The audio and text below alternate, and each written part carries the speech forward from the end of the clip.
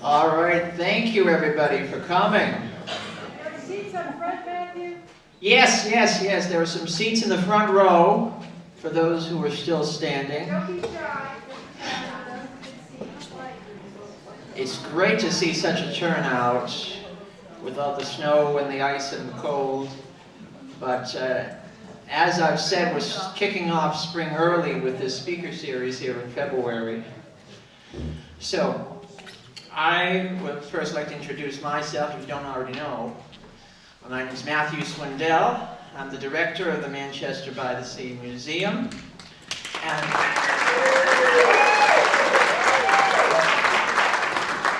thank you very much. And I'd first like to say, our mission as a museum, and we go back all the way to 1886 here. So the museum has been part of the fabric of the town for a very long time. And our mission is to serve and celebrate the community. And part of that is, well, looking in our tagline, history, our community, is to provide a place where the memory of the community can reside in our repository, to preserve and promote the history of the town. And that's why I'm so glad that we can share the history of the School Street neighborhood tonight. Now, I will say that we are financially supported by our members, and looking at the guest list tonight, many people here are members of the museum, and I very much appreciate your support. I ask you to consider renewing your membership when the time comes, and also, if you're not a member already, to consider becoming a member. Also, we have a membership corner in the back of the room. You'll see Katie, our fearless assistant, holding up the sign. Sign up here. And you can sign up online. You can sign up. We have an iPad over there. You can do what I would say my preferable way. You go down to the post office with your envelope and you get it hand canceled at the counter. Or you fill out an envelope, you give the details to us, and we can send a PayPal invoice too if you'd like. So there are many ways to do membership. And another benefit, I will say, of membership, if you do enjoy the history that we share and we continue to collect, because I'll say that as a collecting institution, we have a good amount of history in our archives already. We have our street files, but we're always looking for more. So if you do have history of your house, photos, details, we appreciate it. And if you would like to learn more about the history of your house or your neighborhood, we have, quite I would say, a robust repository. And as members of the museum, we are generous with our members. You come in there, we say the first hour per request, it's included, and I say per request, you come back another day, have a different request, and you do some more research. So, take into account the archival benefit there. And another thing, we do house histories too. In this talk by Mr. Clemson, we'll be looking at histories of houses on School Street. I say we do have a program for house histories at the museum. I do it with John Clemson, and we look individually at the histories of different houses, going all the way back to the beginnings and going all the way to the present day. I go looking through those records, looking at the deeds and trying to look at the newspapers, all the details there. And John Clemson, he looks at the architecture. And I'm very fortunate to be able to get to know John Clemson in that way and to get acquainted with the detail that he provides in his architectural report. Now, to introduce John a little further, I'd like to say that he's an architectural and social historian. He's worked on surveys of historic buildings and cultural resources in eastern Massachusetts for 15 years. And this particular talk is based on the survey he did, funded in part by the Historical Commission. And so we are partnering with the Historical Commission to bring him here to you tonight. And I'll say originally we were hoping to do this lecture when we were planning our very popular holiday house tour last year. We originally were planning to cap that off with John Clemson talking about his school tree survey. It ended up being that we had a reception at the Shark's Mouth Estate, where we do have events from time to time, and we are planning to have another soiree in June. Keep that in mind. But we still wanted to bring John here because it's a very important history. Of course, all areas of Manchester history are important to the museum, but it is something, for those houses on the street to be able to share those histories publicly, not just in a survey, which may be very many pages and may take quite some time to go through, but to have the person so knowledgeable about these histories share them with you today in a venue such as this as part of our speaker series is something we wanted to bring to the community. So, without further ado, I would like to introduce John Clemson.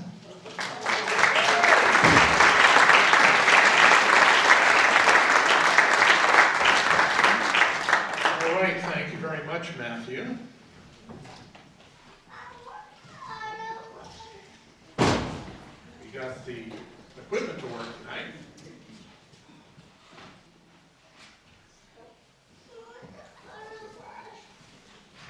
Yep. So I'll start here.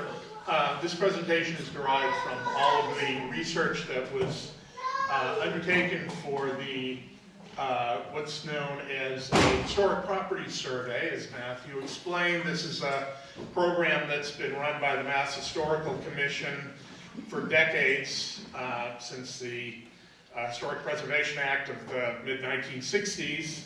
And if you look at their map, there are large numbers of buildings that have been ongoing, documented. Historic property surveys are designed to record and document cultural resources statewide that are jointly funded by Mass Historical Commission and local municipalities. I don't work for the Mass Historical Commission, I'm a consultant. So I created this property map to show you, or the survey, what I call a survey map, to show you what was surveyed in this project. 30 individual properties, 83 in groups, in areas, for a total of 113. So here, the properties outlined in green are individuals, and in red are the areas that were surveyed as part of this project. When the Mass Historical Commission gets all of this information processed, it becomes a public record. It's available online, and you can all reference your property by address and read the product of this project. Here we have examples of what I'm talking about. What is a survey form? How are these properties recorded? On the left is what is commonly known as a fee form. It includes mapping, photographs, and basic information about the property, date of construction, early owners, style, form, materials, and other details.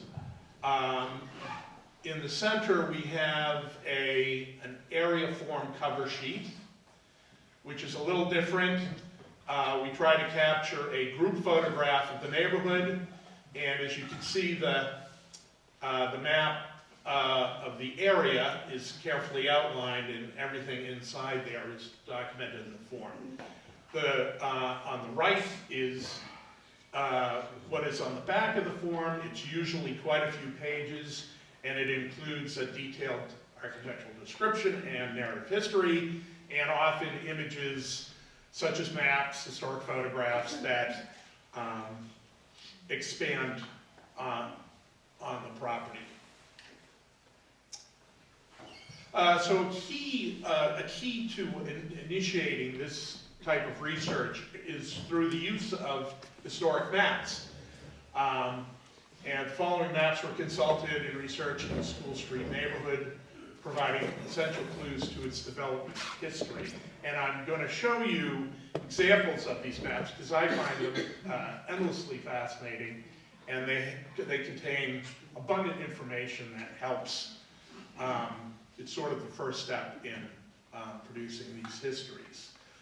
Here briefly is a list of maps available of Manchester. Just about every 10, 20, 30 years, from the late 18th to the early 20th century. And then on the bottom, there's a list of what are known as Sanborn maps. And these were published between the 1880s and the middle of the 20th century. And they're generally available online. And they also contain an abundance of information about individual buildings and properties. And I'll show you some examples. Here's the 1795 DeLucen's Bingham Plan of Manchester. On the left it is upright as it is presented. And on the right I've flipped it so that you can read it better. It's oriented to the compass. Now, why they drew the map upside down, I don't know. I've seen other 18th century maps that are drawn like this. And that would be a fascinating research project to find out what the thought was behind it. I thought that perhaps their viewpoint was towards the sea and across the ocean, but the other town that I've seen this in was landlocked, so who knows. Here's a detail of that map. Again, oriented to the north, to the compass. And right here in the this is School Street already. Right through here, this is the Millbrook.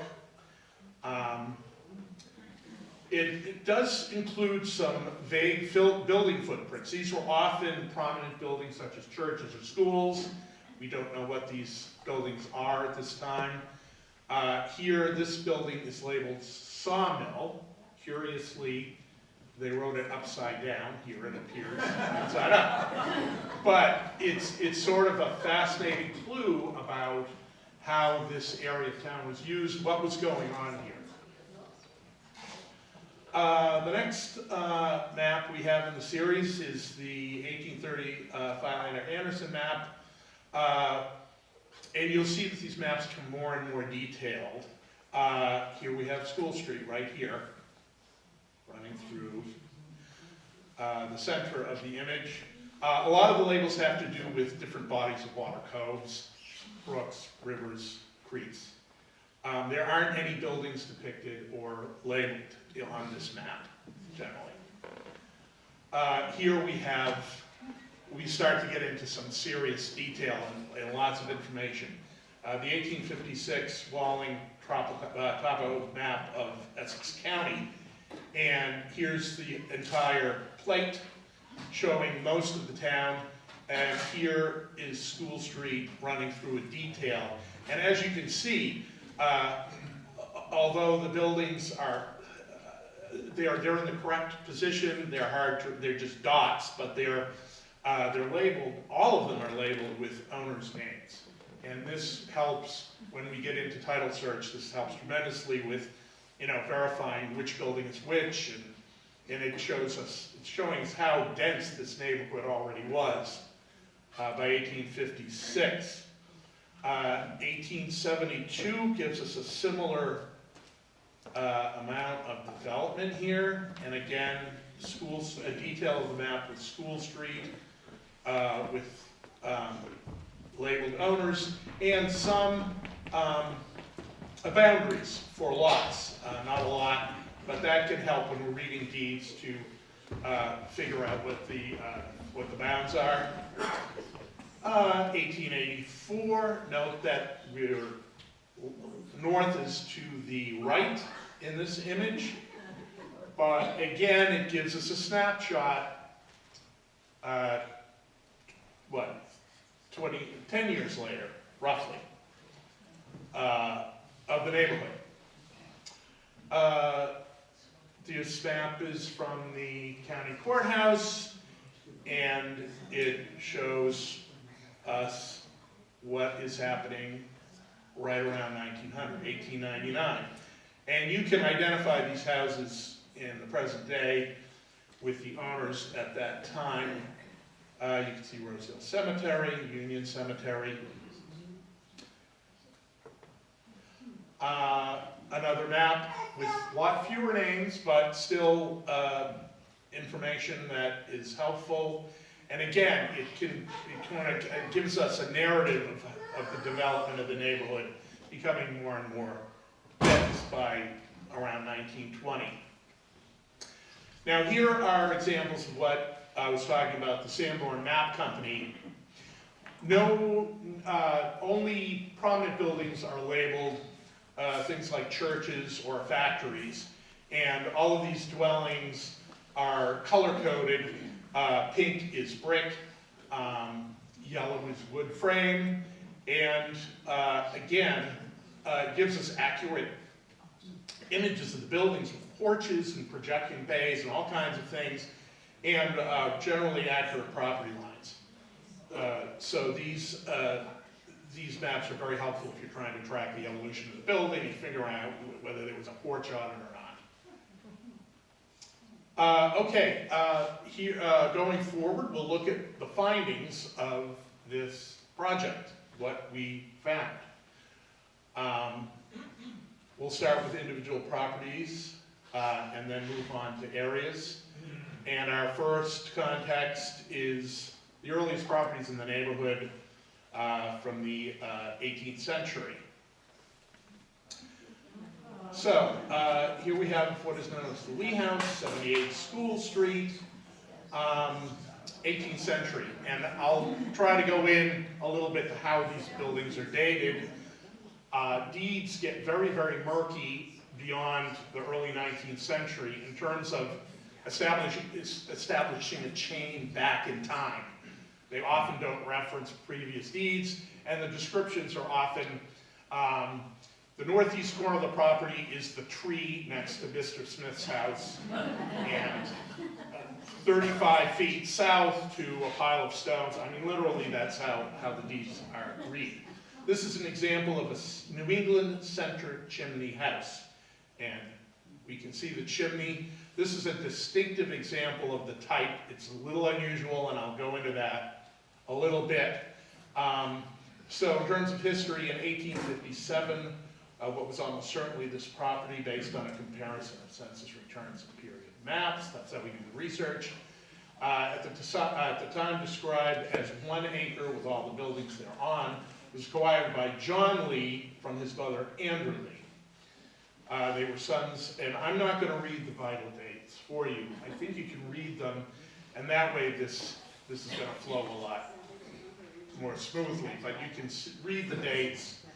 The genealogy of the family gives us hints as to who might have built the house. And I was able to establish that back to Downing Lee.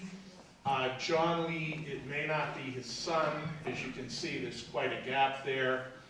Andrew Lee, who's mentioned above, the cordwainer or shoemaker. And then the people mentioned in the deed in 1857, John and Andrew Lee, who were neighborhood residents. So interior photographs here show the entry hall, which is more or less what we would expect in a house of this type, but it's a little different.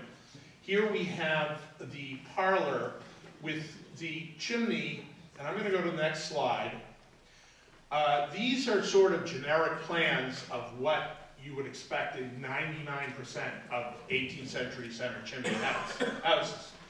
And you might expect to go into the house and see either this or half of this, where there's a small lobby entrance with a stair, then he's got it labeled kitchen, but there's a room surround the fireplace in these houses. This is a generic, and I have the references here. This is Thomas C. Hubka, Big House, Little House, Back House, Barn, very well-known book. This is from Abbott Lowell Cummings, Framed Houses of Matt's Bay. You may be familiar with these books, they're very well known.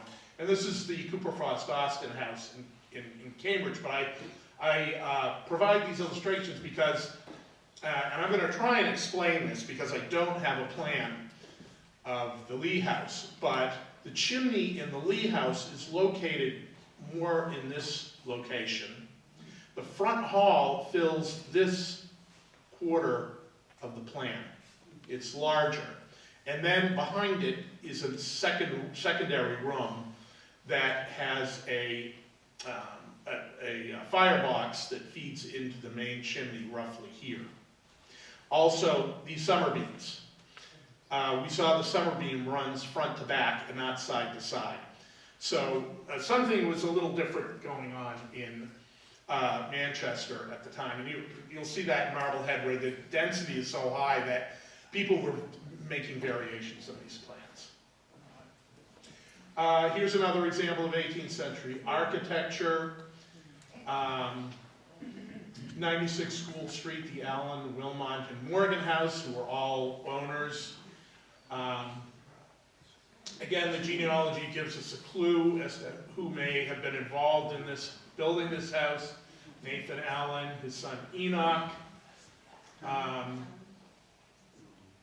And I was able to trace it back to its acquisition by Charles Wilmotton, who was a mariner. Many of these people were mariners involved in mercantile trade.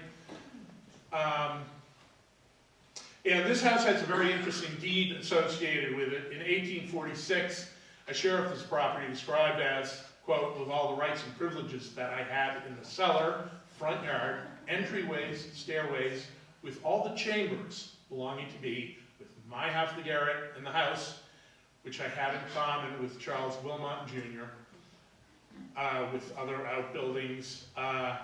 So this is sold, this part of the house is sold by Issachar Morgan, and there are many Morgans in this neighborhood, to Charles Wilmot Jr. So we see deeds like this frequently where the house is in two different ownerships. And this is very helpful because it describes the second floor. Sometimes these houses were divided vertically and sometimes horizontally.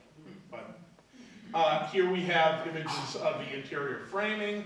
Again, an unusual summer running front to back from the chimney girt to the front girt.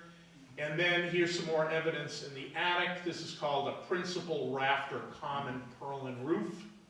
So rafters, these are original purlins with additional purlins inserted in between when the roof started to sag, and then the shielding boards run vertically. So all of this supports an 18th century provenance. So physical evidence becomes very important in these houses of this period. Here's another example of a slightly later house, the McCartney House at 67 School Street. Probably brackets the 1800 by 10 years, named for mariner James McCartney. Later on, this house is known as the Benjamin Morgan Estate. James McCartney's daughter marries Betsy Morgan, who is a, sister of the later owner, Benjamin Morgan. And the Morgan family lived here for most of the 19th century, selling it to laborer Michael Kelleher, an Irish native, and worked as a laborer. So this frame is a little different. This is the chimney girt with floor joists laid in sort of a simple manner. Here's the ceiling. There's no summer beam. It's a narrower space. It's simply a chimney girt and an end girt bridged by the common joists. And here is the corner of the building where the chimney girt is laid on top of and fastened to the front girt, excuse me. And this is a simpler manner of framing. In the 18th century, everything was integrated. And here they found ways to put together a frame more economically. And the roughness of these beams suggests they were originally cased. They were not, it's not an early house where the beams are exposed. Nevertheless, a fascinating piece of architecture. Finally, we come to a bit of a riddle, the Baker Farmstead that's farther north on School Street, almost on 128. You probably recognize this house.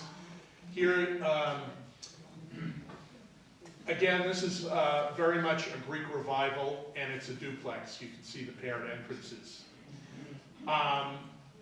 According to common knowledge, this house is claimed to have been built as early as 1684. I'm sure there was a building here, but this building is clearly early 19th century, circa 1800, and it's very much Greek revival with these chimneys that have been moved from the center of the building out to the edge. And this was a result of better firebox technology, and it allowed a more flexible interior plan and spacious and comfortable. So this property was able to establish that it was acquired from John Orsmond by a Robert Baker, and as you can see, 2 generations of Robert Baker, and then 2 generations of John Baker, who John Baker Jr. died in 1908 in an accident. He was building a water main, and there was an explosion. But his family owned his heirs owned the property until 1951. 13-acre agricultural property. Again, the form for this has lots of detail about what they were growing here, what they were doing here, and their activities. But there's this very nice plan from 1951 that shows all of the outbuildings on the property, quite a few.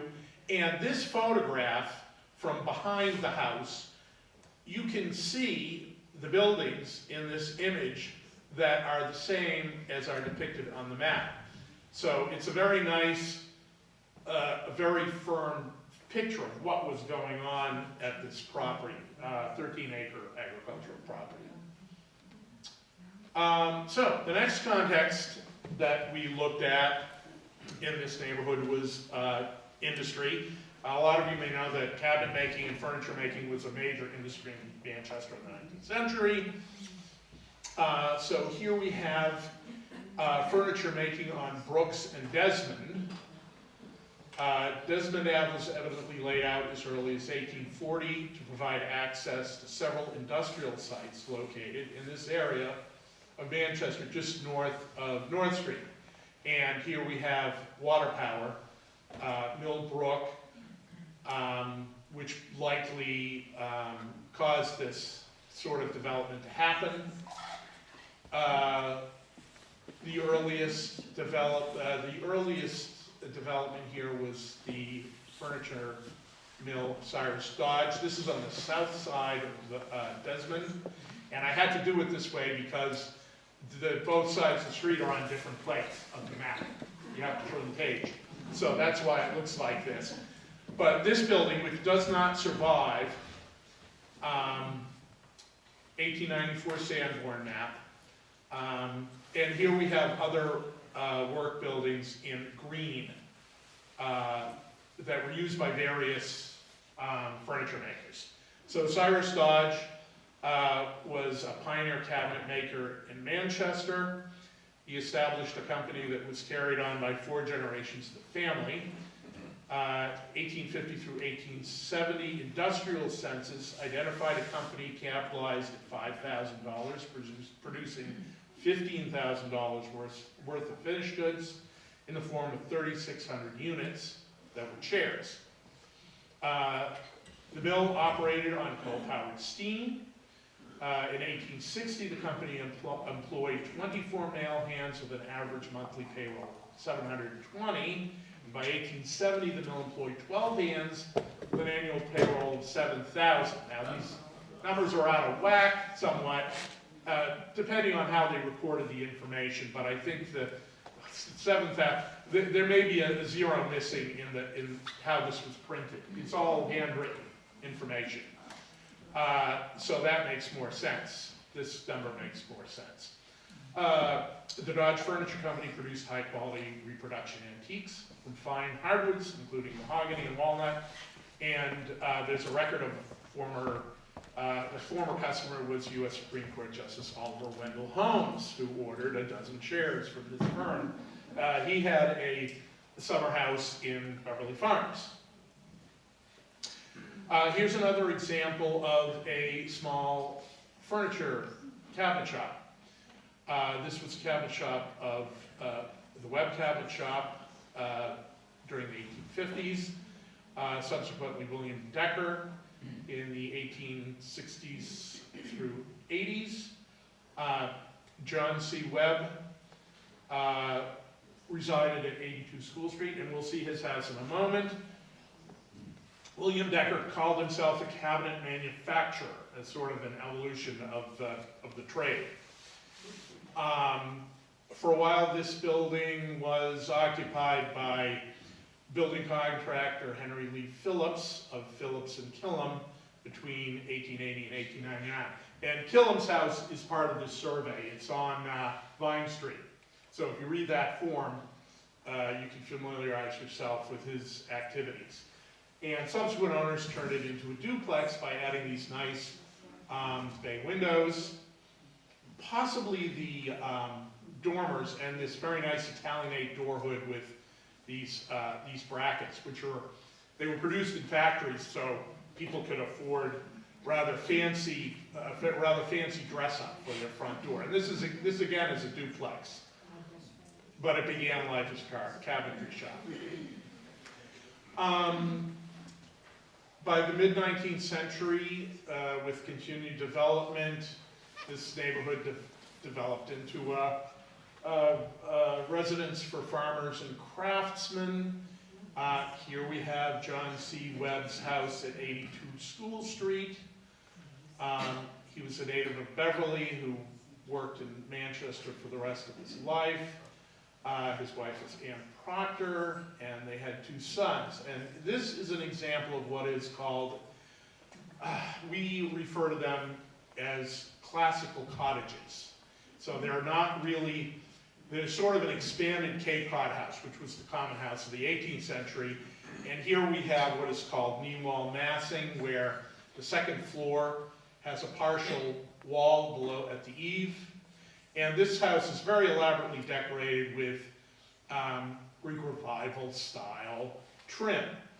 Corner pilasters, what's called a trabeated door surround with side lights, and pilasters that support this very heavy entablature and cornice, which were sort of a desired fashion during the Greek Revival period. And right behind it, you can see a Gothic Revival carriage house, which is probably original to property.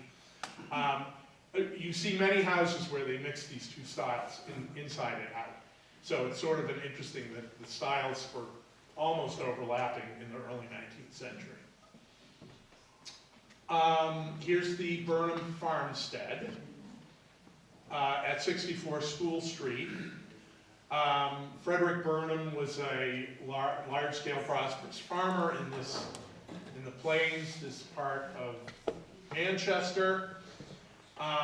The agricultural census tells us that he owned 213 acres, but only 20 acres were actively improved. So he was probably moving towards developing the land for residential subdivision. But at that time, a rather prosperous farm worth $16,000 produced milk, eggs, barley, and apples. So he had dairy cows. This house was later owned by his grandson-in-law, William W. Hoare. And Hoare was a very prominent contractor in Manchester, and his father and his father's partner, Roberts, built many of the summer cottages scattered around. That was part of the resort era in Manchester, so they were a prosperous group. This kind of house is common to farmsteads and it's fairly large and house workers. This example's been dressed up with some very nice colonial revival details, such as the entry porch with paneling on the side, an arched window, and these dormers were probably added in the late 19th century. And this map shows you some of the Burnham holdings on the other side of School Street, behind Rosedale Cemetery, and here. This section here was owned by his sister, and as we'll see later, Lincoln Street was fairly densely developed as a residential street during the decades bracketing 1900. But this just shows you some of the land that he owned. The house is down, where is it? It's down here somewhere. You can see it, it's labeled. I can't see it that well from here, but. So here's another example of this mid-century period. A house built for Gideon Stevens, a mariner. This is an example of how houses evolved. I believe this started life as another classical cottage, and then was greatly enlarged with this upper overhanging story with sort of a Queen Anne porch, and these canted bays are also characteristic of Queen Anne architecture, late 19th century. So this property was occupied by his daughter, who inherited.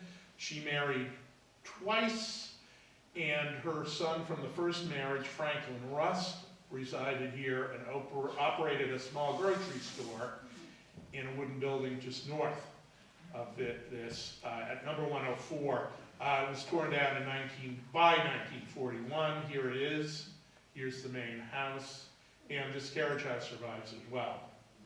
So there was sort of a lively mix of commercial activity here as well. And we'll see another example of that.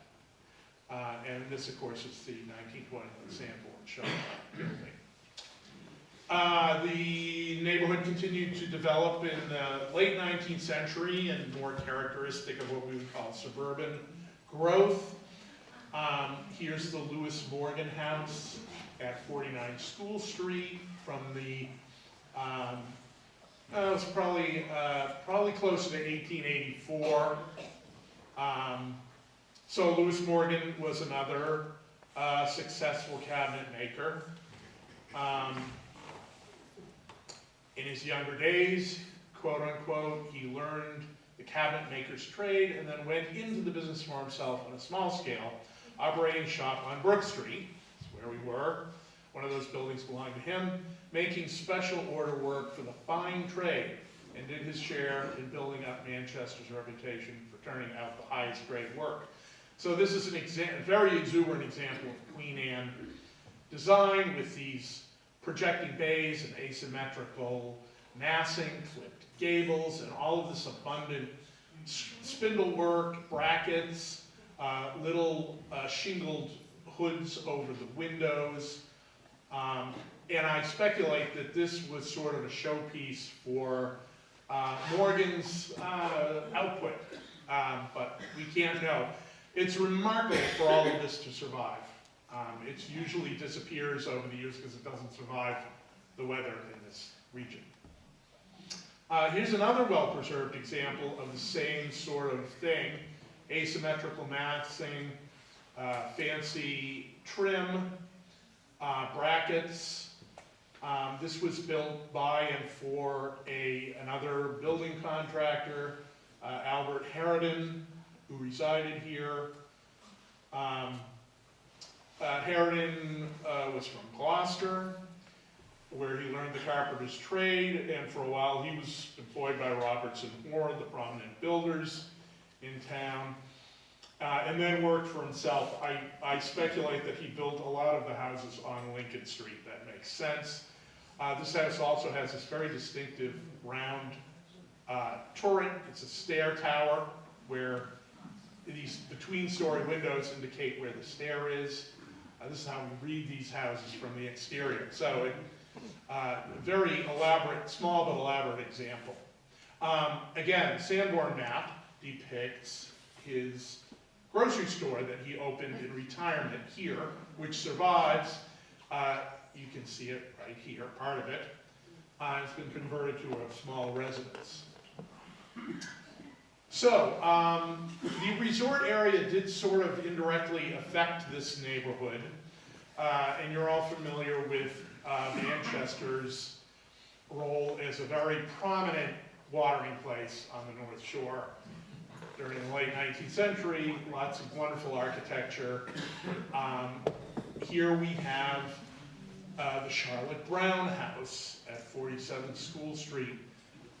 Very exuberant example of colonial revival with an arcade of pilasters in the Ionic order, Corinthian columns supporting this demi-lune porch, a tripart window with a segmental arch, and a very prominent modillion cornice here.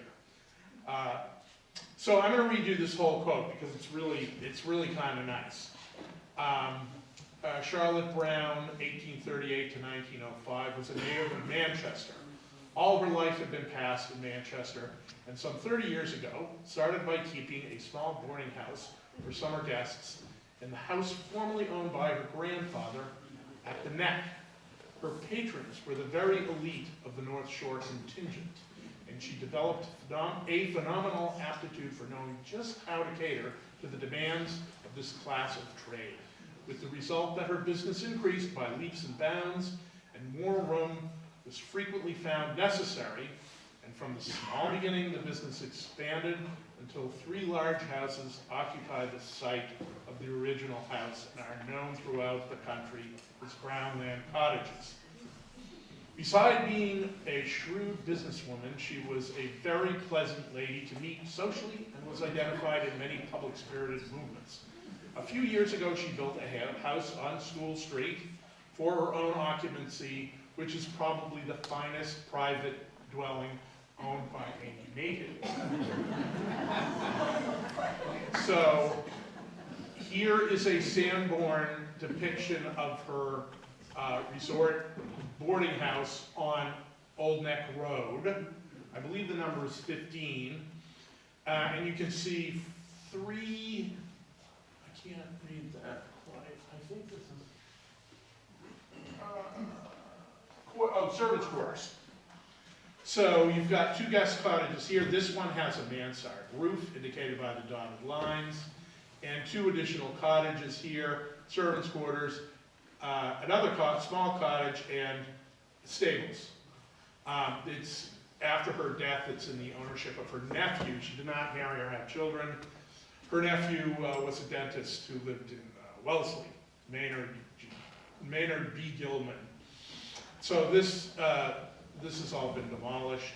There's a new house here, but it gives you a sense of what was going on in Manchester to cater to these visitors. Not everybody had a private cottage. So the suburban theme develops and increases around the turn of the 20th century, excuse me.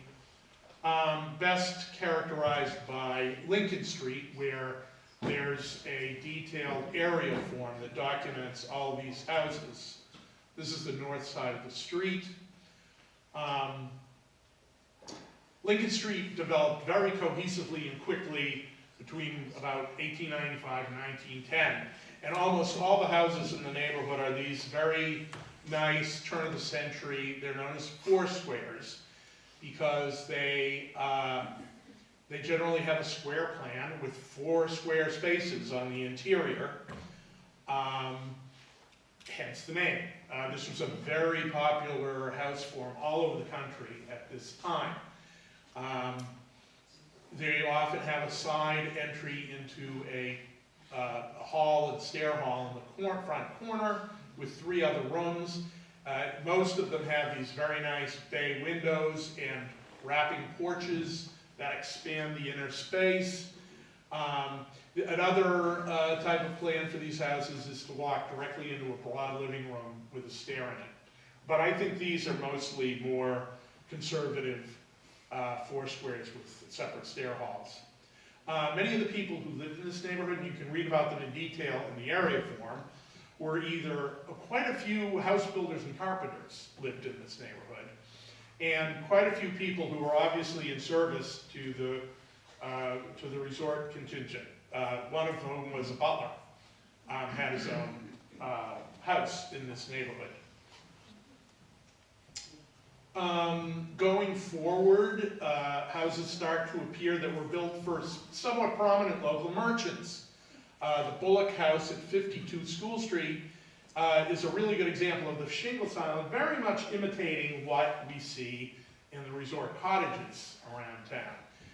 These large gabled volumes clad in an uninterrupted skin of shingles with a nice engaged porch underneath. And the shingles woven at the corner. Well, here we have corner boards, usually they're woven, but this house was built in 1902 for Benjamin Bullock, owned a grocery store in partnership with his brother Frank that was located at 27 Union Street for over 7 decades. It was carried on by his son until, I think, the 1970s. Some of you may know about that. Here are 4 more examples of this kind of suburban house for a middle-class group. The Thomas House, and I'm going to go clockwise, the upper left, the Thomas House is an example of a Queen Anne end house. The gable faces the street rather than the side as here, and this was a very popular form. This one is a fairly comfortably massed house with projecting bays and lots of characteristic trim.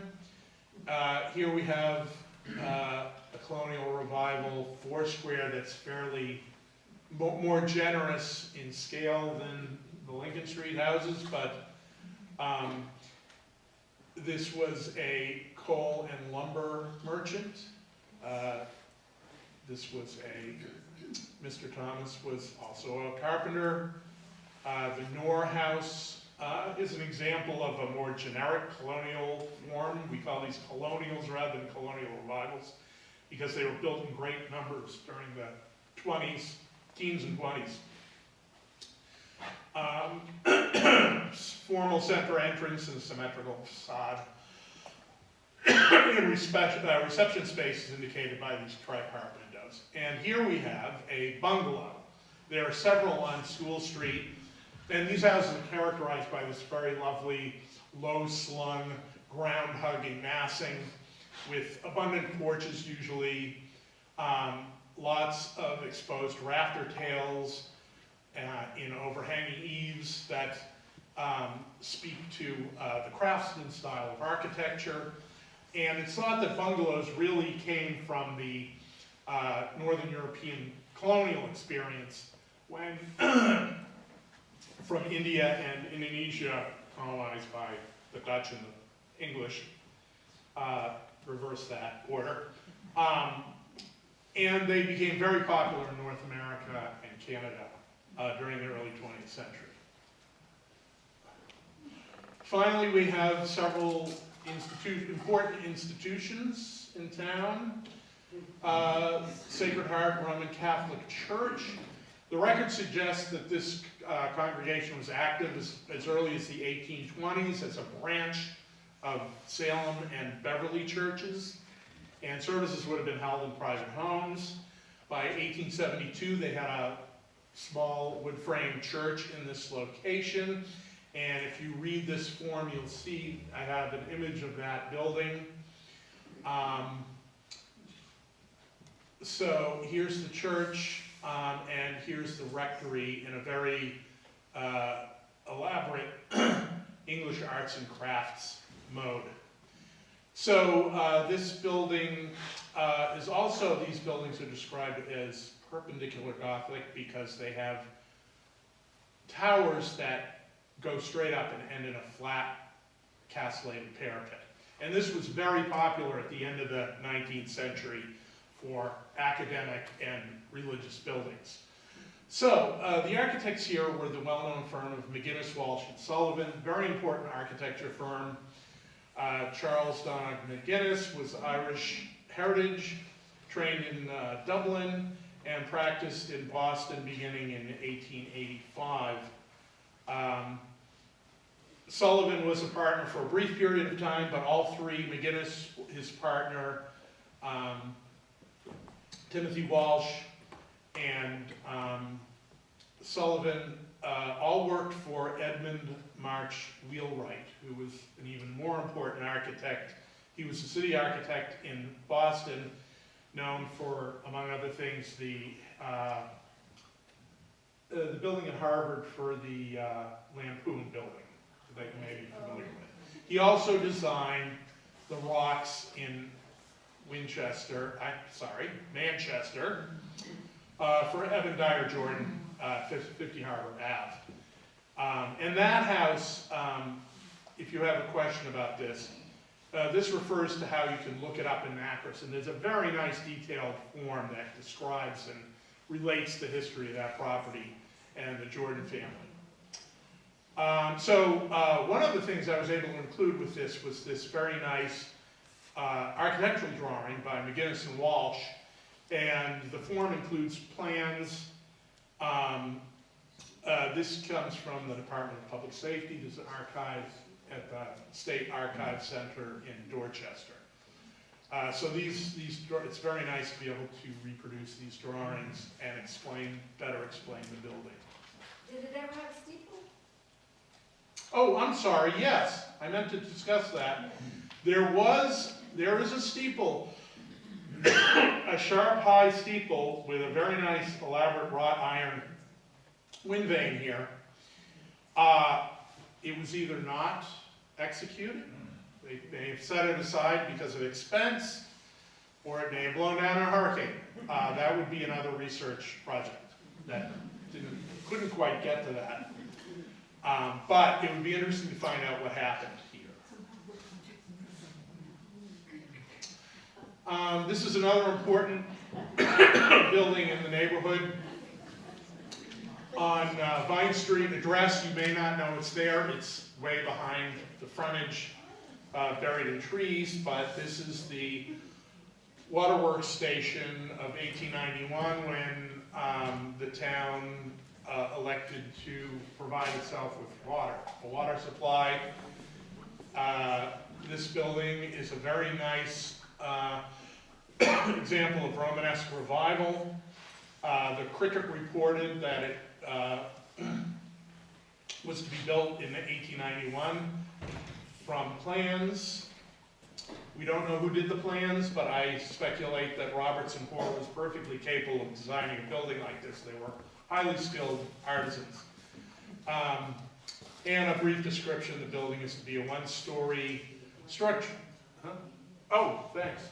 I have some water. There we go. I'm just talking too much. One-story structure, but a very attractive and striking design, at the same time simple and with few fancy embellishments. So when I say Romanesque revival, we're talking about these very interesting dark voids in barrel arches here and here. And there's some very nice brickwork on this building surrounding the openings, and a slate roof survives. Romanesque was popularized by the most famous architect of the 19th century, Henry Hobson Richardson, who I believe there were or are some examples of his work in Manchester. I'd have to verify that, but he's considered the most accomplished architect of the 19th century. In conclusion,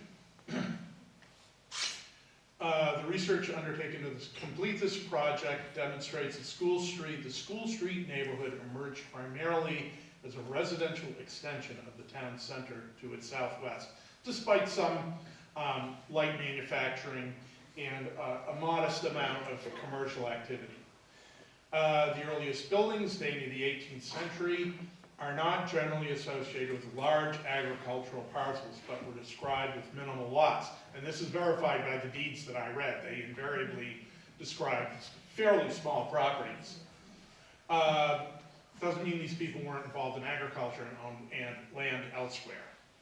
The residential development continued steadily throughout the 19th century, characterized by modest houses built for local workers, craftsmen, and entrepreneurs associated with Manchester's furniture making and resort economies. Development continued throughout the 19th century, early 19th century, serving as a residence for local businessmen and skilled workers, both in and outside the town's resort economy, as we've seen. So, that concludes my presentation, and I would be happy to entertain questions.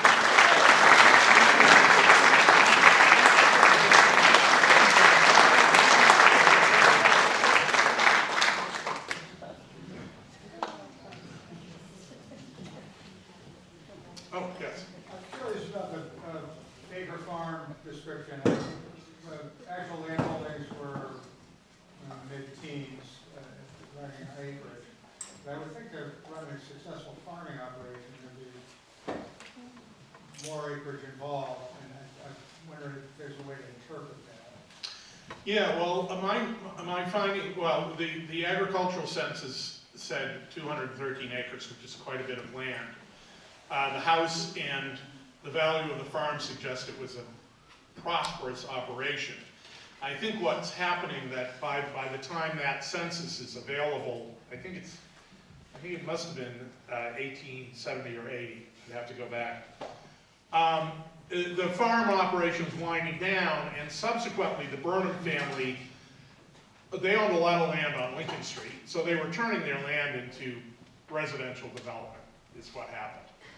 But, you know, further research into before 1815 there aren't records readily available, but may describe a much more active farm.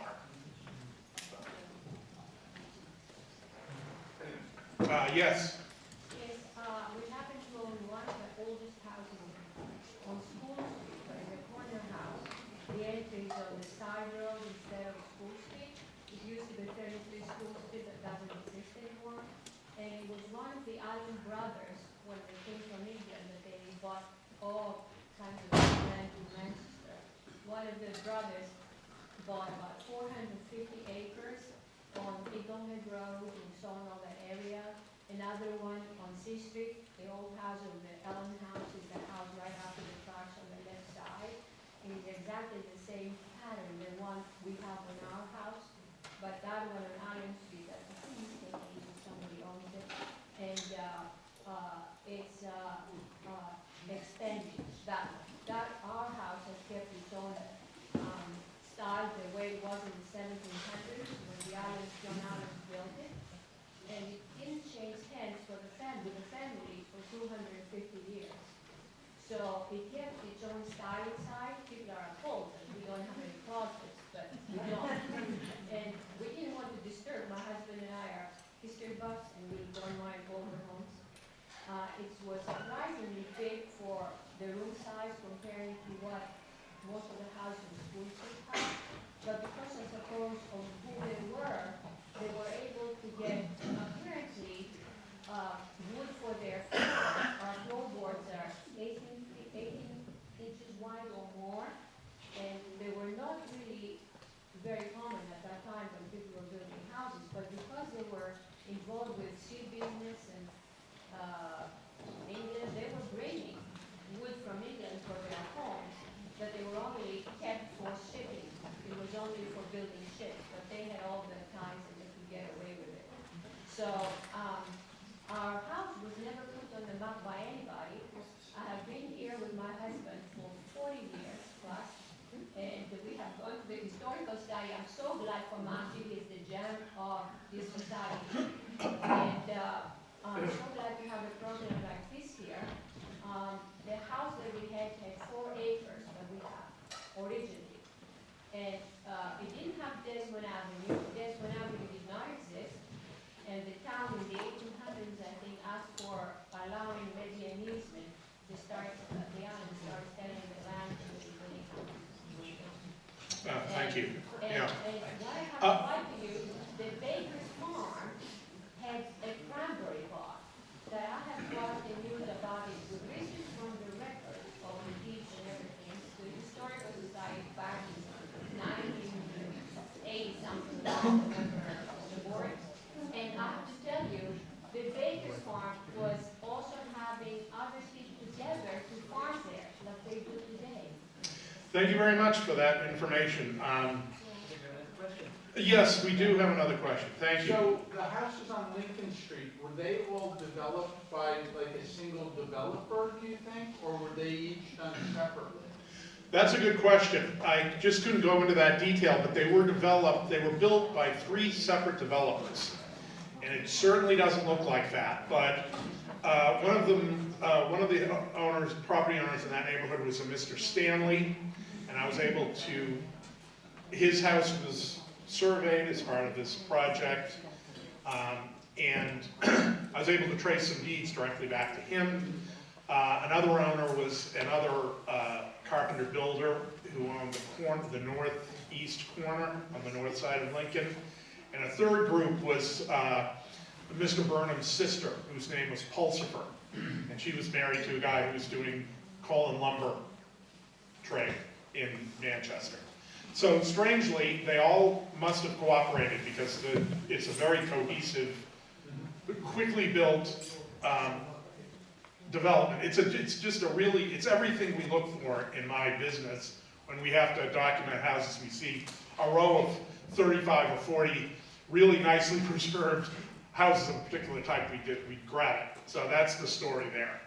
Another question, and then I'll. I'm really curious about the waterways in town, the streams and the mills. It seems to me some of these mills were probably just to make rough lumber so people could build houses, and other ones maybe were for the furniture trade. Were those gas powered, steam powered rather, or were they water powered, or did you ever look into this or see the distinction? That's a little beyond this project, but I have done research on industrial development. I've documented some mill buildings, and what happened was in the 19th century they started out with water power, and what's known as the Mill Brook runs right behind there.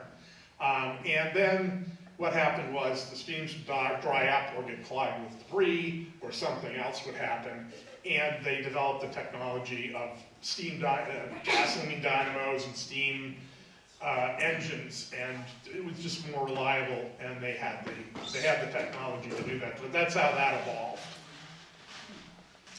And in Manchester, I think most of what they were doing was furniture making. I don't think they were making rough lumber. There was plenty of lumber produced all over the region that they could have acquired the joists and posts for. You're next. I was wondering if this PowerPoint would be available for viewing or in some form later. Yeah, as far as I know, you're being filmed. And At least you are, John. at least I am. So yes, it'll be made available through, I believe, the commission and the museum. And I've got a printout here. It can be shared and put in the archives of the museum. All of the forms and the individual forms that John, and the report that John created is on the town website on the Historical Commission page. Excellent. One last question. Yes, sir. At what point was the town of Manchester laid out? I'm just, practical standpoint. When did they make the lots and name the streets and lay out the entire plan of the town? When did that occur? Well, that evolves very slowly. Manchester was a place. I think it was incorporated, and I have all this information. I just don't have it off the top of my head. But early 18th century, it's a small place, and initially there was one road, the road from Beverly to Gloucester, which is Route 127, 27? And then gradually other major streets, so they had to build some kind of a connector to Essex. So you've got School Street and Pine Street running to the north, and then gradually these roads fill in. For example, Vine Street, I found out, was built specifically to access some agricultural land at the end that was owned by, among other people, Mr. Burnham. It was called Vine Court, and they just had to get stuff in and out of there. So, and then it slowly developed with houses over the course of the 19th century. So things happened in a very haphazard way. There wasn't any sort of plan.